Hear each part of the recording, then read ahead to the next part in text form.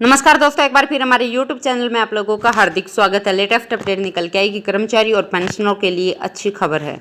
Supreme court ने दिया महत्वपूर्ण फैसला, करोड़ों कर्मचारी और पेंशनरों को मिलेगा लाभ। तो दोस्तों, किन कर्मचारियों को मिलेगा लाभ, उनके बारे में हम आपको सब डिटेल में बताएंगे। अगर आप हमारे चैनल पर फर्स्ट टाइम विजिट कर रहे हैं तो चैनल को लाइक कर दीजिए, सब्सक्राइब कर दीजिए, साथ ही साथ बेल आइकन को भी बजा दीजिए ताकि गवर्नमेंट या पेंशन से संबंधित जितने भी न्यूज आते हैं उनकी नोटिफिकेशन आप लोगों के पास तुरंत पहुँच के। तो करते हैं वीडियो को स्टार्ट बिना किसी देरी के।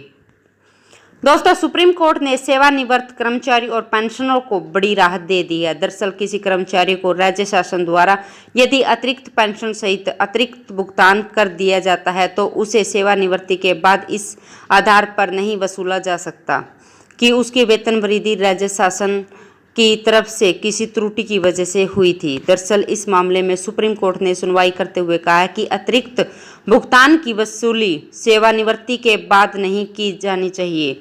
यह कर्मचारी का अधिकार है। साथ ही कर्मचारी को होने वाली मुसीबतों से राहत देने के लिए भी यह निर्णय लिया गया है।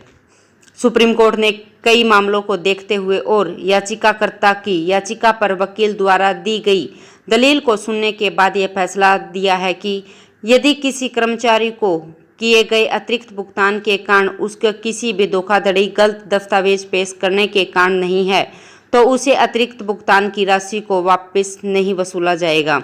वहीं यदि यह भुगतान कंपनी की ओर से या राज्य शासन की ओर से भुगतानों की गणना में गलती से दिया गया है तो उसे सेवानिवृत्ति होने के बाद वापस नहीं लिया जाएगा।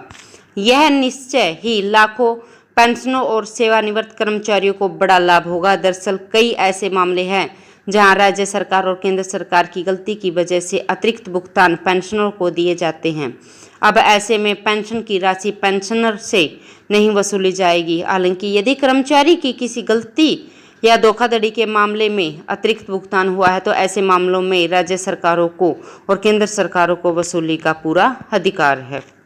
दोस्तों, इस मामले में एक शिक्षक द्वारा उनके खिलाफ राज्य द्वारा शुरू की गई वसूली की कार्यवाही को चुनौती देने वाली एक रीट याचिका को खारिज करते हुए केरल के उच्च न्यायालय ने माना है कि सेवा लाभ प्रदान करते समय लंबित विभाग द्वारा की गई गलती को प्रस्तावित के माध्यम से सुधारा जा सकता है। कर्मचारी के रकम DCRG से वसूली जानी है, जिस पर सुप्रीम कोर्ट में इस पर मामला सुनवाई की गई है। ऐसी अपील में अपीलकर्ता ने तर्क दिया है कि अपीलकर्ता को दिया गया अधिक भुगतान उसकी ओर से किसी गलत बयान या धोखाधड़ी के कारण नहीं था, बल्कि केरल सेवा निगमों की व्यवस्था करने में एक गलती के कारण था। इसलिए इस मुद्दे पर विचार किया गया था कि क्या अपीलकर्ता को सेवा में रहते हुए दी गई वेतन वृद्धि उसकी सेवानिवृत्ति के लगभग 10 साल बाद उसे इस आधार पर वसूल की जा सकती है कि उक्त वेतन वृद्धि एक गलती के कारण दी गई थी। दोस्तों, एससी ने कहा है कि किसी कर्मचारी को अलाउंस का अधिकार भुगतान वसूली योग्य नहीं है। एससी ने कहा है कि वसूली के खिलाफ यह राहत कर्मचारी को किसी भी अधिकार के कारण नहीं दी जाएगी, बल्कि क्वांटिटी में न्यायिक विवेक का प्रयोग करते हुए न्यायमूर्ति एस अब्दुल नजीर और न्यायमूर्ति एस अब्दुल नजीर और विक्रमनाथ ने कर्मचारियों और पेंशनरों को इस कठिनाई से राहत प्रदान करने के लिए यह आदेश दिया जा रहा है कि जो वसूली का आदेश देने पर उन्हें नहीं हुई थी।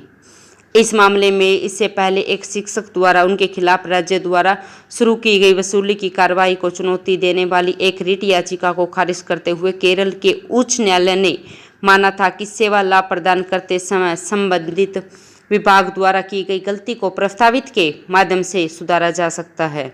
कर्मचारी के इस मामले में एक शिक्षक द्वारा उन्हें खिलाफ राज्य द्वारा शुरू की गई वसूली की कार्यवाही को चुनौती देने वाली एक रिट याचिका को खारिज करते हुए केरल के उच्च न्यायालय ने माना था कि सेवा लाभ प्रदान करते समय संबंधित विभाग द्वारा की गई गलती को प्रस्तावित के माध्यम से सुधारा जा सकता है।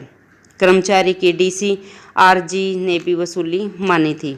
तो दोस्तों, आज के लिए इतना ही। मिलते हैं नेक्स्ट वीडियो में, तब तक के लिए जय हिंद, जय भारत।